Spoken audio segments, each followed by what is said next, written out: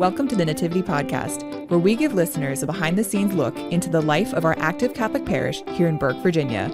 How can we help you grow in your own faith? Listen to find out.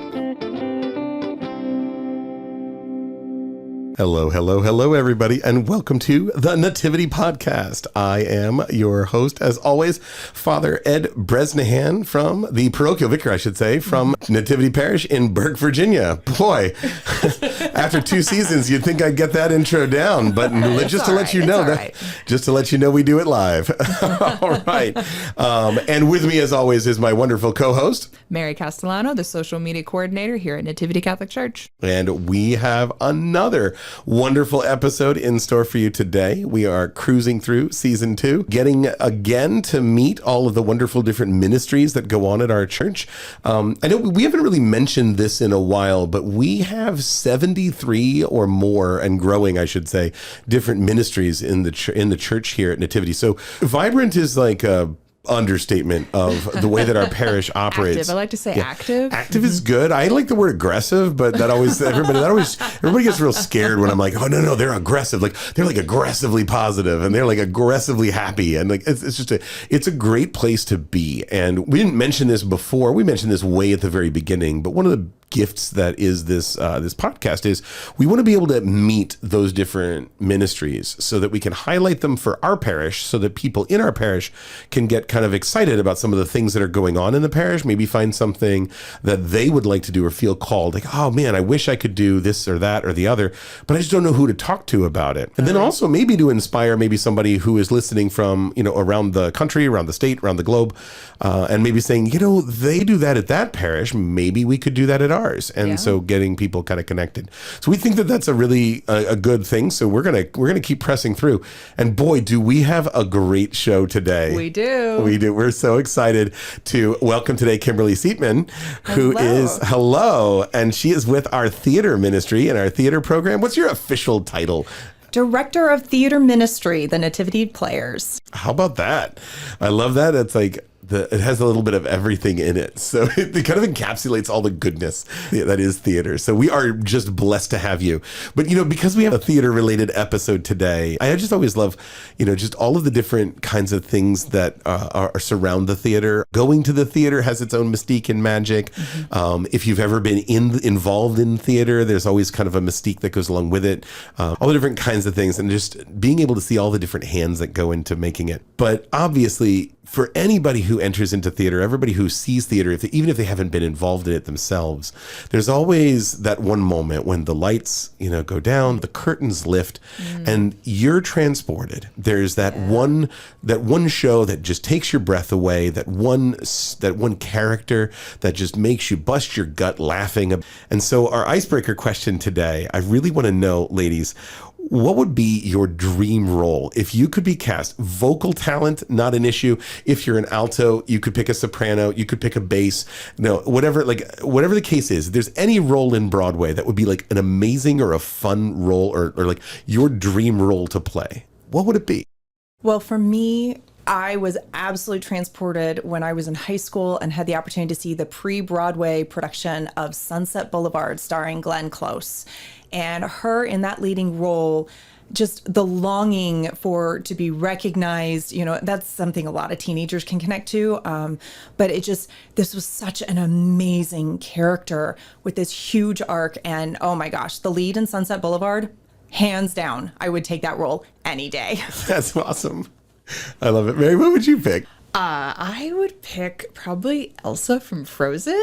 Love it. Just absolutely love it. Yeah, the songs are great, especially Frozen 2. I don't know if that one's a Broadway musical yet. I know the first one is. I don't know if they plan on making the second one a Broadway musical, but Into the Unknown, I can't even tell you how many times I've sung that in my car. So I don't even necessarily identify with the character. I think she's kind of the cool, mysterious.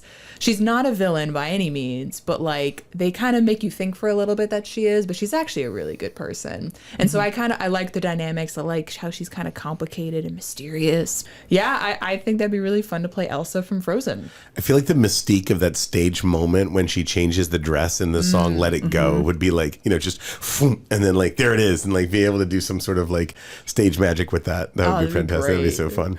What about you, Father? So I really appreciate what you said about high school and like kind of like be seeing that first musical, because I remember when I was a sophomore in high school, our first trip was to New York to see the Imperial Theater to see Les Mis on Broadway.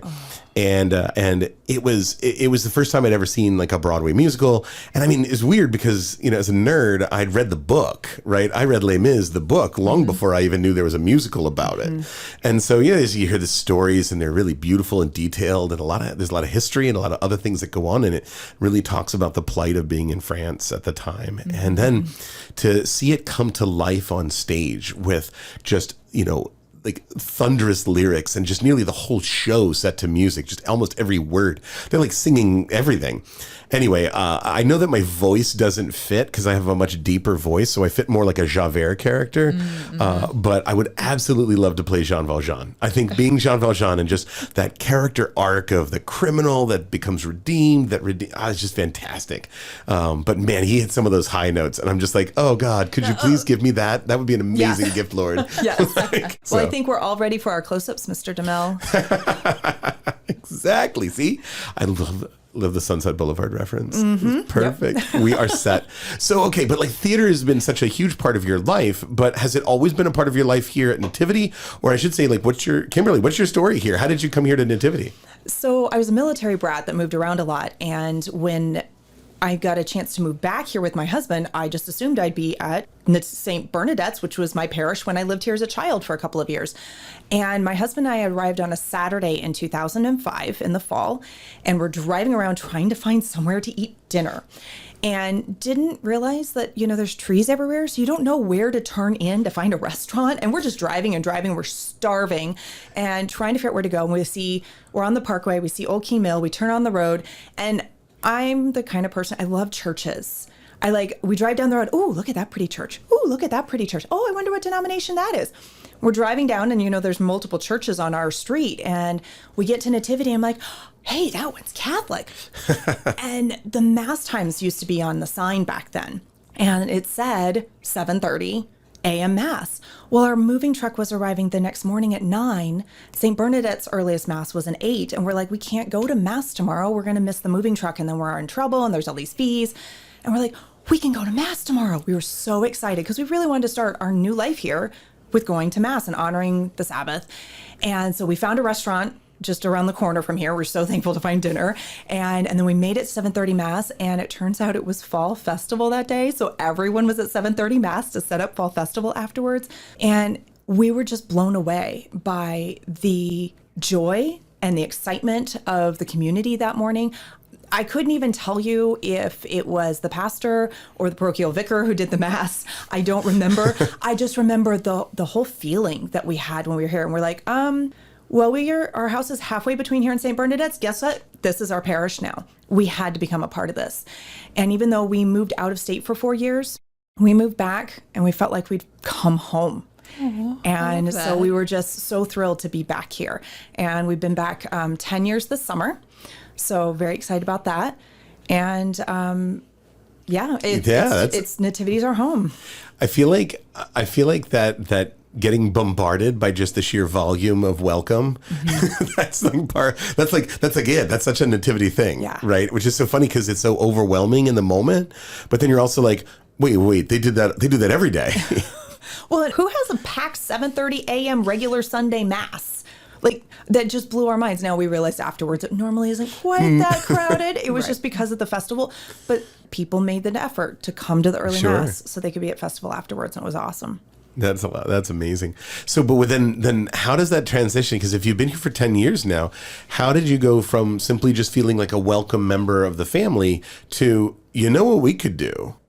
Well, and the funny thing is, none of this was my idea to begin with. Really? Oh, wow. When we got back here from California, I met very quickly after we got here, I met Ingrid, who was the new director of youth ministry at the time. She had just gotten into the position, and she and I just clicked from the moment we met. And I got highly involved with youth ministry with her, and how can we use our natural gifts and talents to speak to the youth. And she pulled me into Vacation Bible Camp. And we're like, yeah, we can just open the Bible and read the scripture story to these kids, but they're little kids. Let's have fun. Let's act it out. And so we roped a bunch of the middle school and high schoolers who were with us for youth ministry and said, come act this out with us in the summertime. And we pulled out costumes. We did stage makeup. I did a stipple sponge little beard on the girls who were playing boys, and everyone had a blast. We had so much fun. And it was a huge hit with the kids. They absolutely love story time every week. So we did that for several years, had just great memories of that. And then Ingrid goes, so there's this diocesan youth ministry one-act festival. I want you to take the high schoolers. I've never directed anything, Ingrid. And well, you've been directing for the last 3 summers, so you're going to do this now. And I'm like, are you sure? She goes, just try it. So I pulled the high schoolers in and I said, I don't know what I'm doing. Let's figure it out together. And they did. They trusted me. We figured it out together. We had a fantastic, crazy, ridiculous Brothers Grimm Spectaculathon show, mashing Brothers Grimm stories together. And we took it to festival and had so much fun that we decided, okay, we'll do this every year. And Father Bob saw that show and said, let's talk.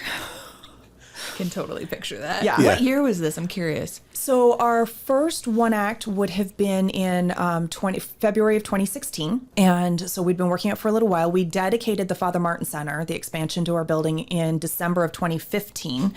And so we had just gotten the stage just a little stage, but it's a beautiful space. And so we did the first one act on that stage. And Father Bob said, we have a stage now. We obviously have a director now. I want you to be the director of theater ministry. And he goes, tell me your background. And I said, I played with theater in college. I fell in love with being on stage when I was in elementary school in Alice in Wonderland, playing Tweedledee. But I never took a directing class in college. I haven't done anything for years. And yet he said, it's not just about the background. It's not just about, all the college and the schooling. It's also about the community. And he says, that's what I want here. I want a community with theater ministry, and I want you to do it. I had no idea about any of this. I just assumed that you had been directing for just years and years. I mean, it has been years now. Mm-hmm. For the wonderful listeners, our jaws are on the floor because we literally, this happens a lot on our show where we pull people in that we're like, oh yeah, this person's been doing theater ministry forever because this is what they do. We had at least somebody in the past that we were convinced did everything in the parish. And when we listed like the 3 things we thought she did, we were wrong. Like she did 30 other things. Yeah. And so we were like, oh, so we're all having that moment right now because we just assumed that Kimberly was like an expert and had like a background in all this and that this is her using her professional talents. Yeah, so really. We're like, I thought, oh, you're new at this. Not even new at this, but like, let me just like, sort of tie that part up just because the beauty of it is that the gift that is the foundation of all of it is the ability to tie people together in a sense of community, to say what we're doing is more than just stage technicality or acting chops or any of those kinds of things, but being able to say, do you love the person who's next to you, who's helping you, and can we build something that's a little bit more? Yeah, definitely. Yeah. And it was scary. It was terrifying when Father Bob first asked me, but I think what really made a difference was my husband when I went and talked to him, because I said, Father Bob, I got to talk to Tom about this. I got to pray about this. I'm like, this is a huge commitment you're asking me to take on. And he goes, of course, to go home, talk to Tom. And I was talking to my husband. He goes, wait, stop for just a second. He said, you've lived all over the country. You've lived and been a part of how many parishes in your lifetime as a military brat? He said, this is your favorite parish, with a pastor you really like and you get along so well with, who's asking you to do something you absolutely love. God doesn't knock you over the head much more than that. Oh, I love it. Wow. It's a kind of an obvious thing. You need to do this. And Father Bob was insistent. Our first show would be Godspell. And he's like, I'm giving you a year to do this. You don't start till 2017. And everyone who auditioned for Godspell, and myself included, had never been involved in that production before. We tried watching the movie. I'm not a fan of the 70s. The movie did not inspire me, I admit. But I think it was the perfect way to start, not just because it happened to be the year that the scriptures we were following at Mass that year are the exact same scriptures that are in Godspell. So it was perfect timing. And I don't think Father Bob planned that. It was God that planned that. But we learned the story together. We figured it out together, and it became this wonderful community. And we just had so much fun. That first small group of 11 cast, and I couldn't count how many crew. There's always more crew than cast. Always.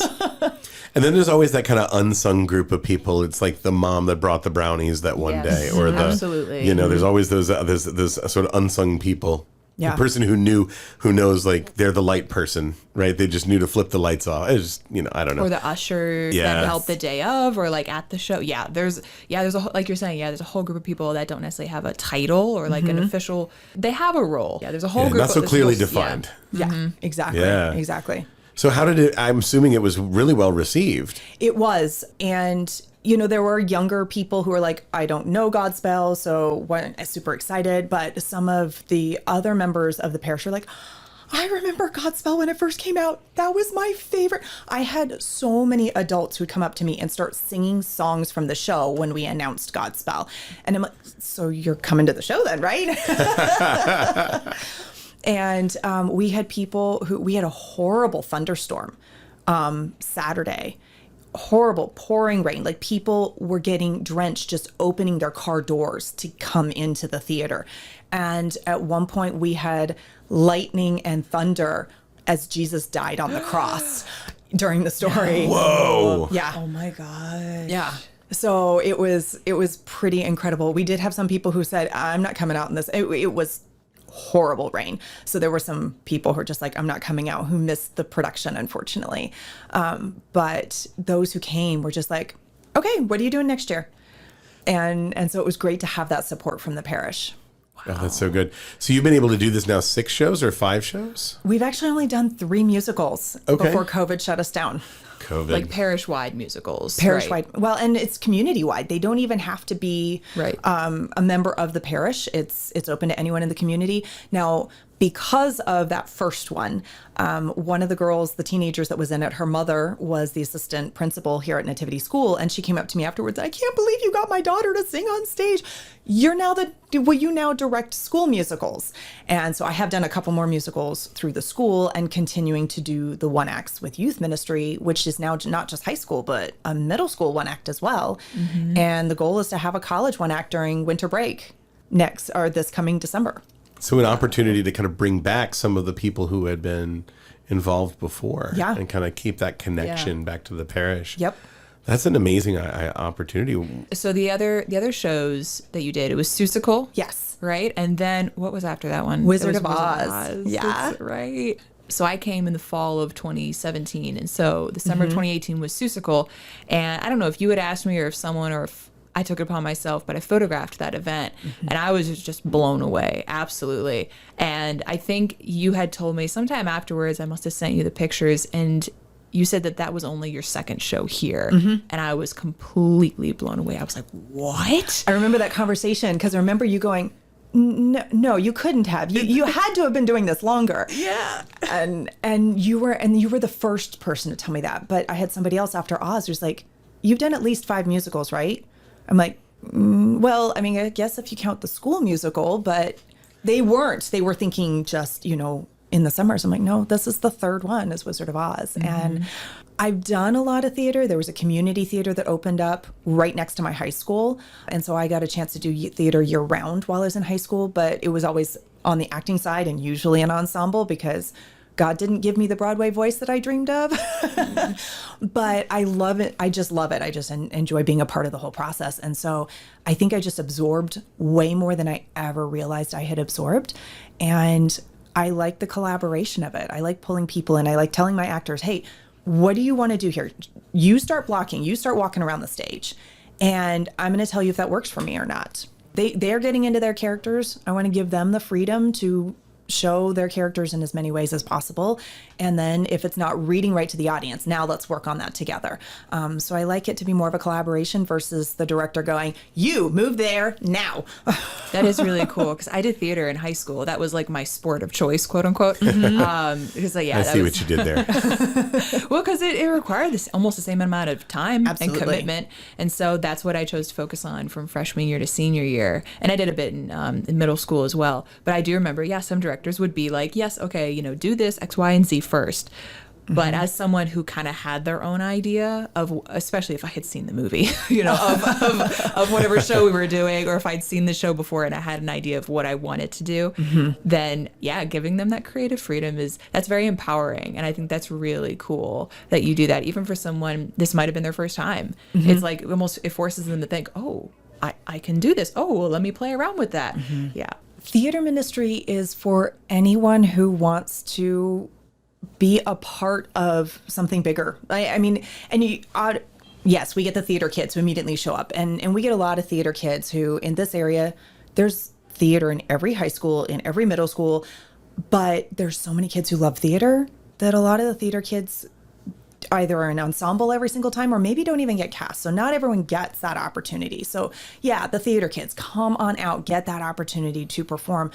But theater ministry, it was meant to be for 16 to 39-year-olds, and it was meant to give them an opportunity to find community. And so the focus is the 16 to 39-year-olds here at Nativity Catholic Church, but we have opened it up to younger people when the show called for it, like our little adorable munchkins in The Wizard of Oz. Or we've also opened it up to those who have celebrated 39 years more than once. They're perpetually 39 years. Exactly. When the characters call for it, absolutely. We love being able to open up because there are a lot of people who enjoy doing theater, but maybe they don't have that almost Broadway voice, and they're not going to get cast in the semi-professional theaters that we have all around here. And yet they still have that yearning to share the gift that they've been given. But that's the easy answer. Like all the people who are on stage, those are the ones you expect. The thing is, theater ministry, we have built some amazing community behind the scenes with the people who are running around as techs, and to watch people who are perpetually 39 and those who are young adults who've become really tight, close friends because they work together on the soundboard for several summers in a row and learning how to run all the microphones and take care of everybody.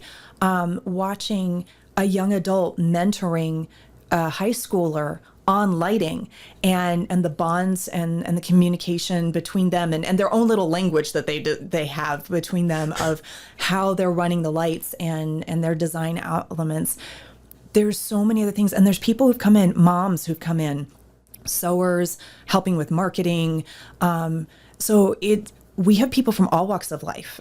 We have dads, on construction. And so there's just so many ways that people have come involved, and it's so neat to see these people come together. Oh yeah, I took part in that, and they're not the demographic that you're expecting when you think theater ministry, because everyone has a gift that can be given to theater ministry.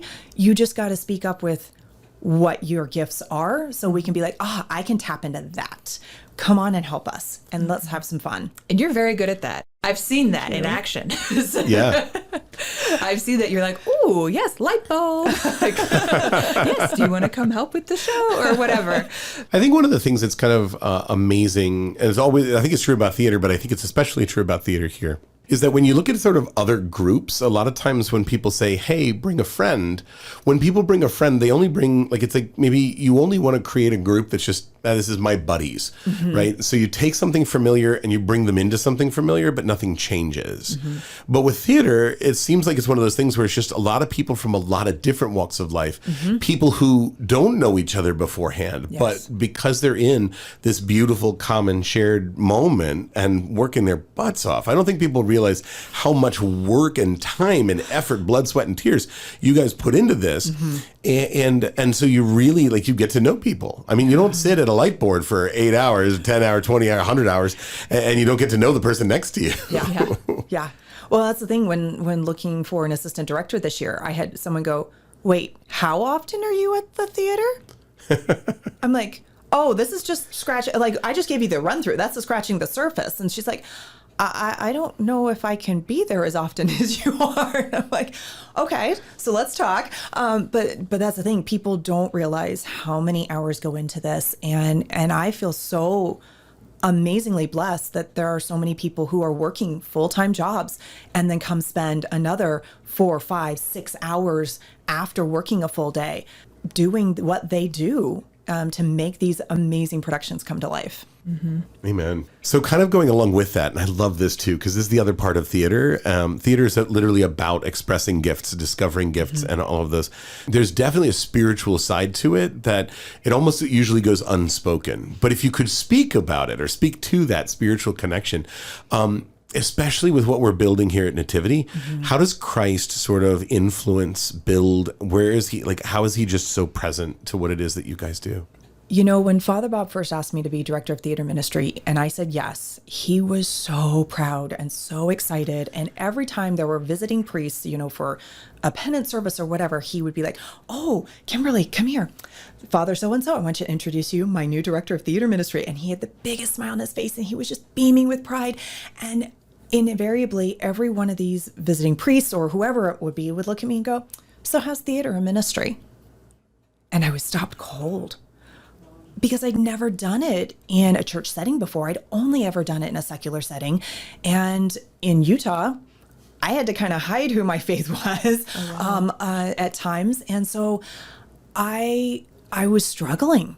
I was like, I didn't know how to answer that. And actually, it made it harder for me to get going in the beginning because I was like, gosh, I don't know.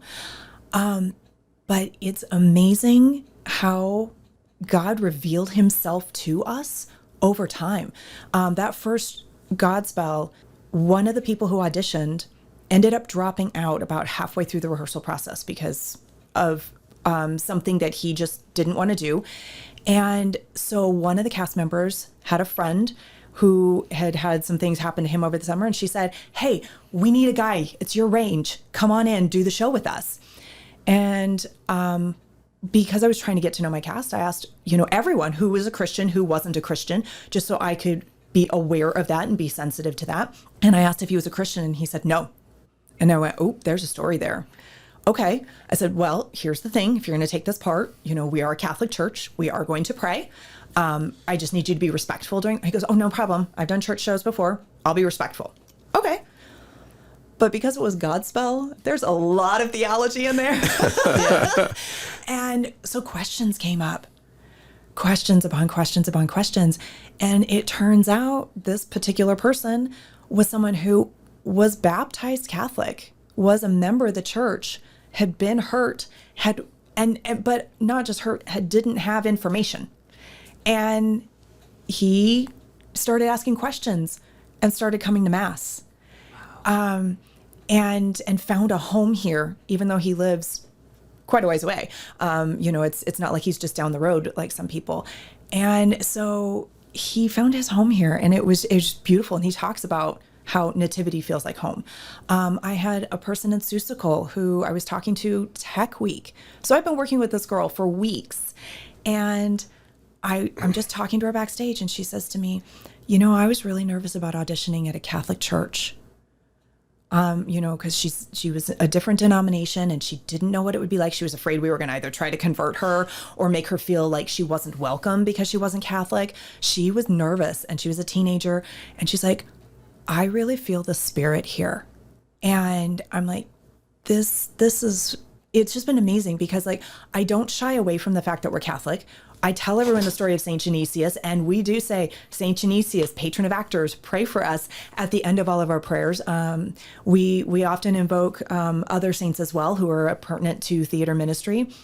And yet I explain the story so that those who aren't Catholic, they understand what it is, and they talk about why we're not asking the saints to, you know, I explain that whole thing about saints and how they're just our friends in heaven who are saying, hey, you know, you're up there. Pray for us too. And it's been such a blessing to see how many people are like, I can't wait to come back. And so we just keep trying to share our gifts and share the light that Christ has put in each of us. and without beating anyone over the head, without, saying, hey, you have to come to Mass if you're a part of it. It's not that. It's, you're always welcome to join us for Mass, but just can be a part of this community. And the joy that we share with our gifts has just brought people in and made people say, I want to be a part of this. It always reminds me of the story of Zacchaeus, because when Jesus meets Zacchaeus, he doesn't, give him a giant theology lesson or like the sum total of the deposit of faith. He starts by simply saying, I'm coming over to your house for dinner, right? I mean, it just starts with a meal. And then from there, in the middle of that conversation, sort of comes to that realization, well, I've cheated a lot of people. I need to change my life. I really need to follow him, right? And so then people start complaining. They're like, wait a minute, why are you eating at Zacchaeus' house? And then it's like, everything that I've had, and all my money I give to the poor. And if I've wronged anybody, then I pay them back 4 times what I owe them. And it's Christ starts with that kind of invitation. So I think just a powerful way of sort of helping people realize that Christ is moving in our church, instead of just sort of starting with, well, here's a book for you to read. It's more like, Definitely. well, like let's. Kind of like with little kids at vacation Bible camp, right? Yep. Step 1 is, well, let's act out the stories. Yeah. Prepare. I feel like it's amazing. People who love theater want to do it whenever, wherever they can. So they're going to go places that they wouldn't normally go just to be involved in theater.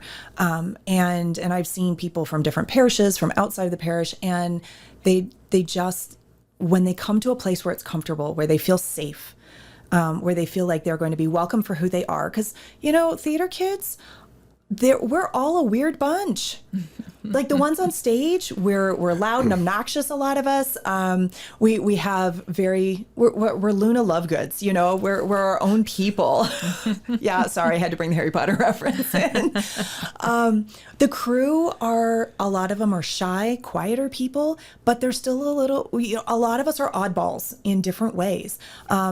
And it's actually funny because a lot of us are Harry Potter fans and most of us are Ravenclaws. So we're all oddballs. Everyone sitting here is a Ravenclaw. Yeah. and yet that's the thing, is that we accept each other for who we are. I definitely noticed that as well. And I did theater, not in a community, not community theater per se, but in my public high school in Montgomery County, Maryland. And that was something that I noticed was a definite theme throughout my own experience at a secular public high school. Was it did not matter if you were a devout Catholic, didn't matter if you were atheist, it didn't matter, whatever, whether you were odd or whether you were normal, it's just like people all over the spectrum. You were just accepted for who you were. And that was just, it was like an unspoken rule. And it was also, and I definitely remember it felt like a safe space to ask people questions about why they believe or practice whatever they did, whether it was faith or whether it was something else in their life. And yeah, I did have a lot of people come up to me and ask me questions about my faith. And I was always very taken aback. And I was like, whoa, you want to know that? Sure, I'll tell you. We're going to go on stage in 5 minutes, but I'll tell you. But I do notice, and I think that is a common theme. I don't know what it is about theater that lends itself to that safe space. But I definitely noticed that in my own experience. And I love how you say that we have that here. We have that safe space here for people who may not feel super welcome in other kind of aspects of even just Christian Catholic life, that this can be an outlet for them where they will feel welcomed. Yeah, I think that's beautiful that we have that opportunity for people. No, it's a fantastic thing. And now that we're coming out of COVID, you're getting ready to gear up for a new one. Yes, we're finally so excited. Oh my gosh, we're so excited to present You're a Good Man, Charlie Brown this summer. I mean, who doesn't love Charles Schulz's characters? They're so much fun, and to bring them to life on stage. And it's funny, my sister is actually a theater person, and she teaches at a high school outside of Las Vegas, Nevada. And I was talking to her just this morning, and she just closed her production of You're a Good Man, Charlie Brown, independently of each other. We had the same idea for the same show. We discovered that within a week of each other's requesting the rights to the show. So she just closed her production at her school, and she and I were just talking about how much we love these characters and how much fun it is to bring them to life. And so I'm very excited. This show is a truly unique opportunity to showcase the talents at Nativity. We are doing a double cast show. We're going to have a children's cast and an adult cast. You're going to get to see multiple people play the same part. And it's just a chance for us to remember the simple things in life. The final song is Happiness. And we all, coming out of COVID, we've all had our struggles. And I want us to remember those simple little things that bring happiness and joy to others. And this is a perfect opportunity. Come see the show, be reminded of those simple little things. And so that way you can continue to spread Christ's joy. This is becoming a theme of our season 2, the little things. Little things, exactly. Yes. So whether Saint it's Therese, my saint. she's Yeah. amazing. We sort of alluded to her in our previous episode, but I don't think we name dropped her. I was thinking about it in my head, but I didn't. Well, name there's drop actually, her. it's amazing because there's like a lot of saints that kind of fit that same bill, right? It's a huge part of the introduction to the devout life by Francis de Sales about being able to sanctify the ordinary things of your life, right? It's a big thing for Jose Maria Escriva, John Paul II. It's a big thing for Therese. The idea of doing, or Mother Teresa, doing ordinary things with great love. I'm even thinking, like, too, kind of building off that, like, great discipline. It takes a lot of discipline to be in theater. Oh, yeah. And I mean, the spiritual life takes discipline. Life of virtue takes discipline. This is a good practicing ground. Oh, that. I think my favorite connection with the whole thing is that a lot of people will say in the Catholic Church that it's just a lot of rules. It's like memorize all these rules and then like check off all the boxes and then you get to heaven. But I mean, you would never say that to somebody in theater, right? Memorize all your lines and then once you have your lines memorized, you'll obviously be a perfect character, right?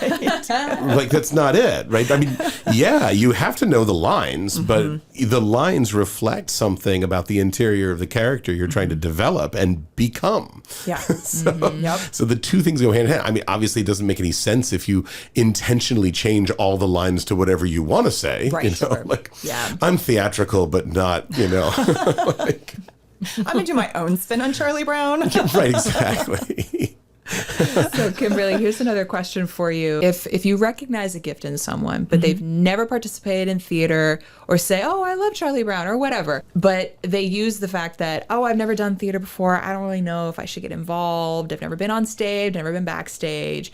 What would you say to someone to try to encourage them to be involved? First thing I'd probably do is find out what are you passionate about? What do you love? And see where that is. Are you a dancer? Are you someone who you are a closet violinist? Nobody knows that, nobody at church knows that you are amazing playing the violin. Maybe you are just very efficient with email. And believe it or not, I could actually use that person. Maybe you're just super, super organized and really great with creating lists and checking them off and following up with people. And you're a great people person for checking in to make sure that everyone's done what they're supposed to do. Like they're finding out what gifts God has given you. So it's really great to have that conversation. Not only gets me to get to know that person, but also to find out, okay, what do they like to do? Where do I have a need? We're a transitory area here in Northern Virginia. And so, we've had people who are really great fit for certain roles in the past who aren't with us anymore because they've moved out of state. And so we're always looking forward for that next person to come in and share their gifts and share their perspective on something and to make us even better, because each person is going to be a different iteration of whatever we need in that role. That's a great answer. I love it. Awesome. I absolutely love it. We're always welcoming new people. I really like that. Yeah. In high school, like for me, it was drama club, theater club. This is not a club. This is a ministry. Yeah. You don't always have those same people who get chosen for the same roles. Right. And I think, correct me if I'm wrong, but I think you're pretty intentional about that. I try really hard. I mean, a theater problem that everybody has is we need more men. Oh, Getting so true. enough men who sing. And so, yes, like especially if you saw Godspell and then saw Seussical and then, you saw the two main male leads were in both shows with solos. Yes, because, we don't have as many men auditioning. And so we're always putting that out there. I need more men. But I do try very hard because it gets very cliquish sometimes in theater. And that's not my intent. My intent is to give us an amazing show with the talents that we have, but I want to give people an opportunity. If I see that spark in someone, I want to give them that opportunity, because sometimes we just need someone believing in us. And I do that a lot. I find someone, I see that spark, and then I give them a leading role, and then they freak out because they're like, I've never had a leading role before. I can't do this. I can't memorize all these lines. But you keep coaching them through. You keep working with them. You keep believing in them. And oh my gosh, when they succeed in the end, best feeling in the world for them and for me. And the audience has no idea what we've gone through. And I don't care. That person and I know what we've gone through. You know it. Yeah. I love it. It's almost like there's always two stories in theater. There's the story that's happening, that's being told on stage. And then there's that story that's being woven by the cast, right? Yeah. With their bond, their community and everything.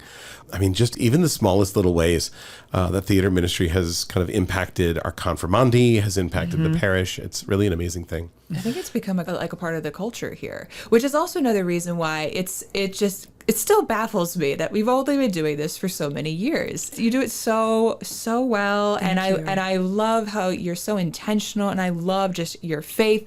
And can we also say to the audience that you're also a catechist? Yes.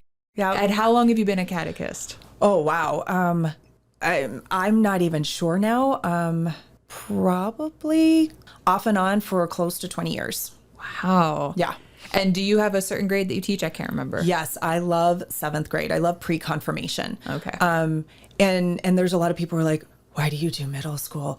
I'm like, middle school's great. It's an amazing time. They are so amazing. They are starting to come up with their own questions and not just believe everything you say. And trust me, the little ones are adorable when they listen to your every word. I do enjoy that. But the middle schoolers are starting to question, and they will ask the hard questions. And I love being able to be there for them and realize that there's someone they can ask those hard questions and not be afraid that they're going to get shut down. So that's why I stay with 7th grade. And I have so many people like, are you sure you don't want to move to 8th grade and do confirmation? Nope.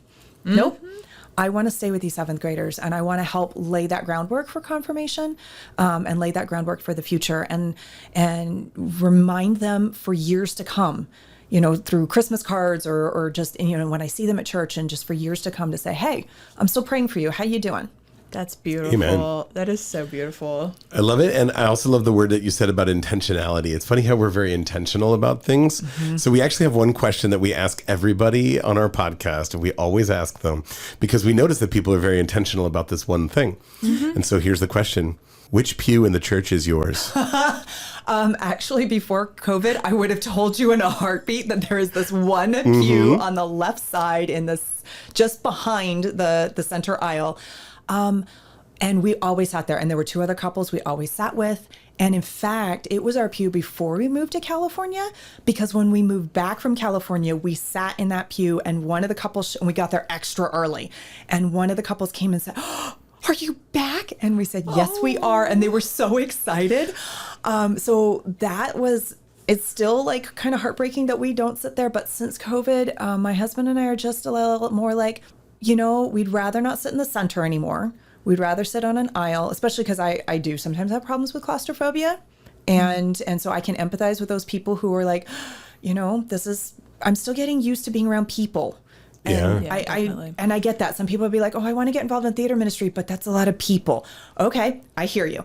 And we have roles for that too. But we'd rather sit on an aisle or even sit a little further forward than we used to, so we don't see how many people are in the church, and because they're mostly behind us. So now it's weird, we bounce around. Sure. Kind of like looking for a place that feels comfortable.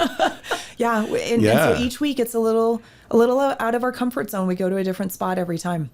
Love it. Yeah. Love it. Oh my gosh. Kimberly, what a blessing to be able to spend some time with you today. This is amazing. Thank you. This is so good. I'm excited about your good man, Charlie Brown. I'm excited about just theater ministry in the future. It's what a blessing and a gift to our parish.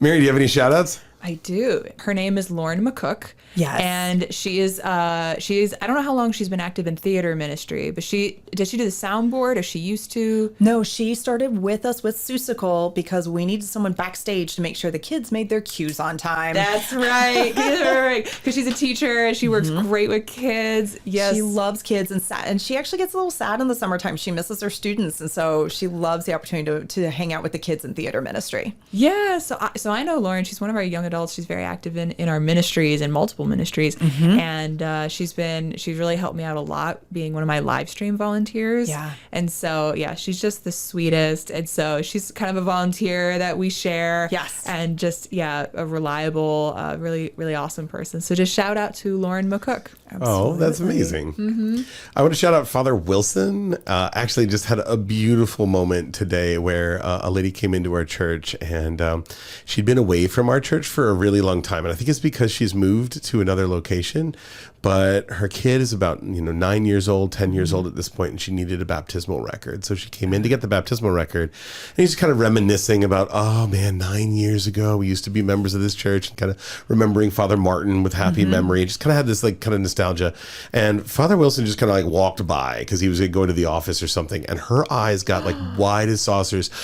You're the guy that baptized my baby. And it was just this beautiful moment where, all that nostalgia that she was remembering, and it was just suddenly came to life, and he was just gracious. And, as priests, sometimes we baptize a lot of people. So immediately remembering somebody 9 years ago, it might not be the easiest thing to remember, but it was really a touching moment. So shout out to Father Wilson for just being a great human being. Yes, absolutely.